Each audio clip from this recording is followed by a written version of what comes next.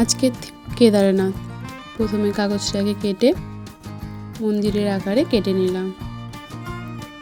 তারপর কাগজগুলোকে বড় থেকে ছোট কেটে আঠার সাহায্যে একটা একটা করে জুড়ে নিচ্ছি।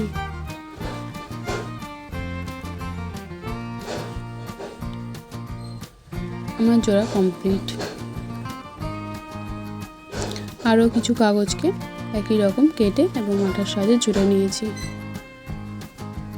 তারপরে একসাথে জুড়ে মন্দির কমপ্লিট হয়ে গেছে আমার।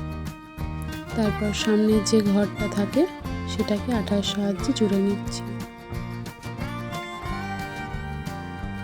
ফার্স্টে বাঁ সাইড, তারপর ডান সাইড জুড়ে নিয়ে এখন পিছনটা ধরছি। মন্দির ঘরের আকারে কমপ্লিট। উপরে চালের জন্য কার্ডবোর্ডটাকে কেটে নিলাম। কেটে নিয়ে উপরে চালটাকে আঠার সাহায্যে জুড়ে দিলাম। কমপ্লিট আমার ঘর। তারপর মন্দিরের চূড়াটা বড় থেকে ছোট একটু একটু করে জুড়ে নিচ্ছি আঠার সাহায্যে। ব্যাস, উপরের চূড়া করাও কমপ্লিট হয়ে গেছে আমার কেদারনাথ। সহজ পদ্ধতিতে কেদারনাথ কমপ্লিট। এবার করব রং।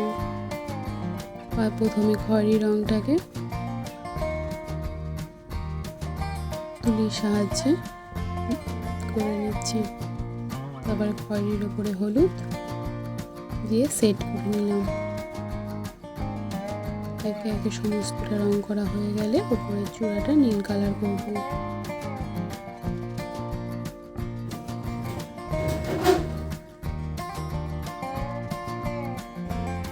ব্যাস, মন্দিরের চূড়া রং করা কমপ্লিট। করব মন্দিরের চাল। মন্দিরের চালটাকে লাল রং করব।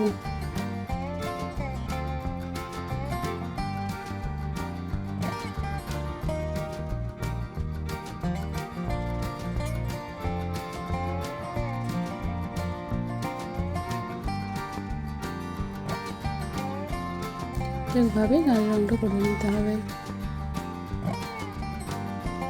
মন্দিরের চূড়া রং, মন্দিরের উপরে রং করা চাল হয়ে গেল। তারপর সামনেটা রং করে নিলাম। তারপর মন্দিরের দেয়ালগুলো বোঝানোর জন্য কালো রং দিয়ে একটু একটু করে দাড়ি টেনে দেয়ালে ইটের আকৃতিতে রং করে নিচ্ছে।